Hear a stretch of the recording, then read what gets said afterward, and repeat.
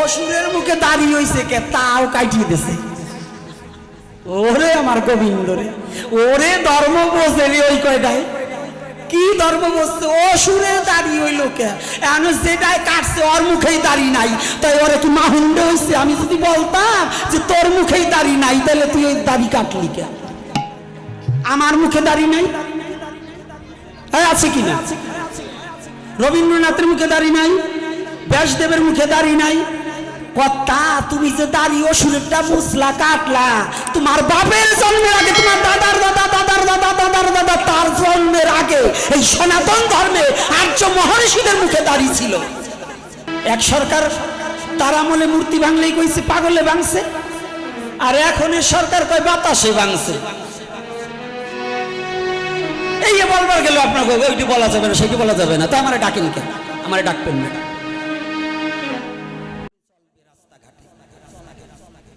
আমি সনাতনী, আমার সনাতন ধর্মে জন্ম, কোটি জন্মে স্বীকৃতির ফলে সনাতন ধর্মে জন্মগ্রহণ করেছি। আমার ধর্ম সম্বন্ধে যদি কোনো বাপের বেটা বাজে মন্তব্য করে, আমি তার প্রতিবাদ করব করব করব। এক সরকার তার আমলে মূর্তি ভাঙলেই কইছে পাগলে ভাঙছে, আর এখন সরকার কয় বাতাসে ভাঙছে। এই বলবার গেল আপনাকে ওইটি বলা যাবে না, সেটি বলা যাবে না, তো আমার ডাকেন কেন? আমার ডাকবেন না। বুঝেন না? বুদ্ধি হয় না? একজন 17 বছর মূর্তি ভাঙলেই পাগলে ভাঙছে, সব পাগল হয়ে গেছে। আর এখন বাতাসে মূর্তি ভাঙা দেশে, আরে বাতাসের হাত হইছে, পা হইছে। আসেন কোন দেশে? টের পান না তো? ওইরকম ঘুমাইয়ে থাকেন না, নাক কেতা মুড়ি দিয়ে। একটু জাগতে হবে, বিক্রম দিতে হবে, নিজের স্বধর্ম রক্ষা করতে হবে। নিজের স্বধর্মের প্রতি আঘাত আসলে তার প্রতিবাদ করতে হবে। লাঠি নিতে হলে লাঠি নিয়ে দাঁড়িয়ে তার প্রকৃত জবাবদিহিতা করতে হবে, নাহলে আপনি সনাতনী নয়, আপনি কাপুরুষ। আমি কোনোদিন কোনো ধর্মকে নিন্দা করি না। আমার কাছে কোনো, আমার সনাতন আমাকে এই শিক্ষা দেয়নি অন্য ধর্মকে কটাক্ষ করো, অন্য ধর্মকে হিংসা করো। আমার সনাতন শিক্ষা দিয়েছে তোমার ধর্মকে প্রতিপালন করো, তোমার ধর্মকে ভালোবাসো, অন্য ধর্মকে শ্রদ্ধা করো। এটা আমার সনাতনের শিক্ষা। আমি সেই শিক্ষায় শিক্ষিত, আমি সেই আদর্শটাকে ধরে বসে আছি। আমি কোনো কাউকে হিংসা করার জন্য নয়, আমার সনাতন কাউকে হিংসা করে না। বাংলাদেশে জানেন ইলেকশন এসে গেছে, মন্দিরের সামনে এসে সম্প্রীতির বার্তা দেওয়া লাগছে। আজকাল যারা সম্প্রীতির বার্তা দেয়, কোন জায়গায় দেখেছেন তাদের কোন অনুষ্ঠানে এই সম্প্রীতির বার্তা কোনোদিন কেউ বলছে?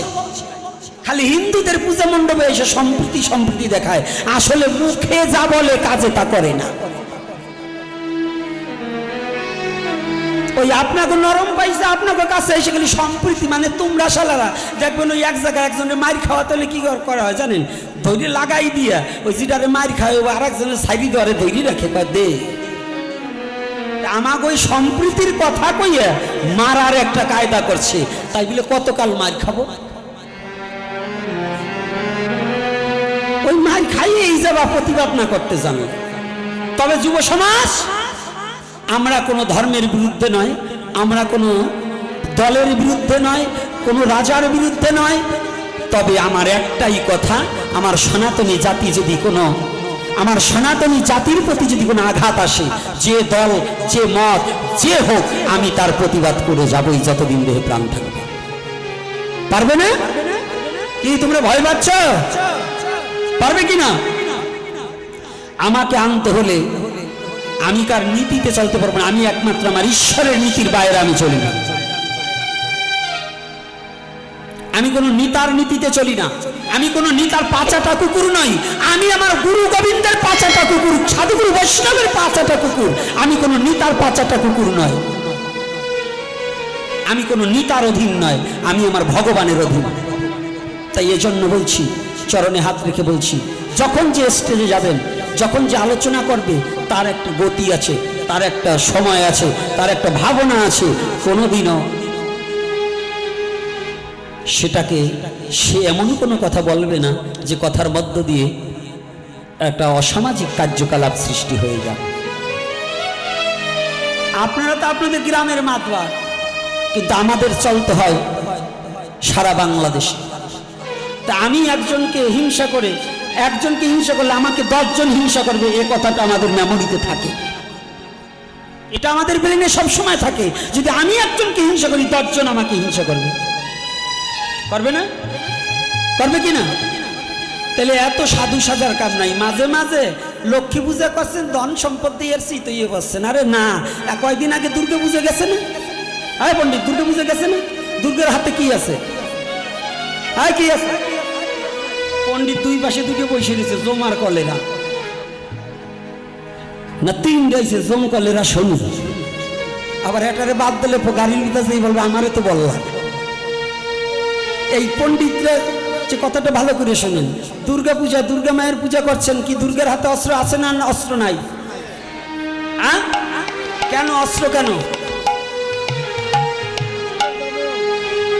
না, অসুরকে না, ভালো মানুষের বধ করবার জন্য না। বাংলাদেশে যে কি নাটকবাজ লোক আছে রে বাবা, এই নাটকের চোটে অসুরের মুখে দাঁড়িয়ে হইছে কে, তাও কাটিয়ে দিছে।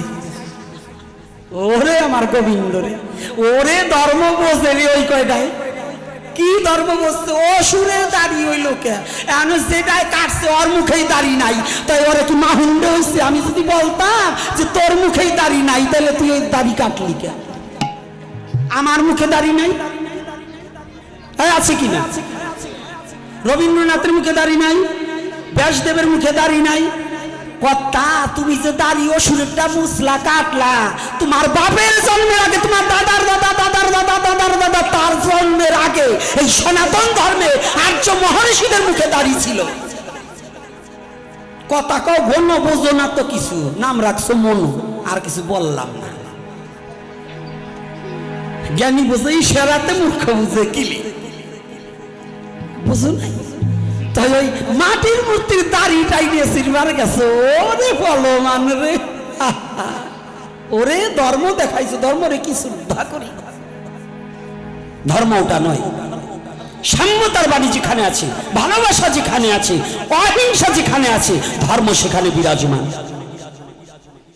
ধর্ম সেখানে বিরাজমান। ভাবি না কোনো কথা বলবো। কয়েকদিন অসুস্থ ছিলাম, দুর্গাপূজার মধ্যে হসপিটালে ভর্তি ছিলাম, এই জন্য কোনো কথা বলতে পারিনি। তো আজকে একটু খোলা মাঠে আইছি, তো তাই দুটো বইলে যাই। পথের তো বলে কিছু বলবেন না, ওই কেন গাড়ির ভিতর নিয়ে আবার চাপাই, তারপরে চাপাইলেও কি হবে? মুখ একবার ছুটলে কি বন্ধ হয়? না বইলে তো যাবো না। তো এই জন্য প্রত্যেকটা নরনারী মা দুর্গা যেমন অস্ত্র ধারণ করেছে অশুভ শক্তিকে, অসুরকে বিনাশের জন্য, প্রত্যেকটা সনাতনী জেগে ওঠো অশুভকে বিনাশ করার জন্য। জেগে ওঠো, ঘুমিয়ে আর থেকো না। ভয় পেয়ে কোনো লাভ নেই। পিঠ দেওয়ালে ঠেকে গেছে, সম্মুখে এগোতে হবে। কোনো ভয় নেই। কিসের মা ভয়? সনাতনী এত মরার ভয় করে? সনাতনে তো মৃত্যুই নাই। শ্রীমদ্ ভগবত গীতায় কি বলছে? পরমাত্মার কোনো মৃত্যু আছে না? তাহলে গীতা যদি বিশ্বাস করো, তাই এত ভয় পাও কেন? এত ভয় পাস? সনাতন সম্প্রীতির পোলাপানরে একটু সাহস যোগাইও। খালি সম্প্রীতির নামে সংগঠন করিয়ে খালি ওই ক্লাব বানাইয়ে থাইকো না। একটু নিজেকে একটু তেজটা একটু জাগ্রত করো। খালি ক্লাব বানাইয়ে খালি দুর্গা পুজো করলে কাজ হবে না। দুর্গা অসুর বিনাশ করছে, তোমাকেও একটু তেজের প্রয়োজন আছে। শক্তি ভক্তি এই দুটোই দরকার আছে। খালি ওই শক্তিবিহীন ভক্তি ও ধ্বজভঙ্গওয়ালার কথা। এই জন্য শক্তিরও দরকার আছে, ভক্তিরও আছে কিনা?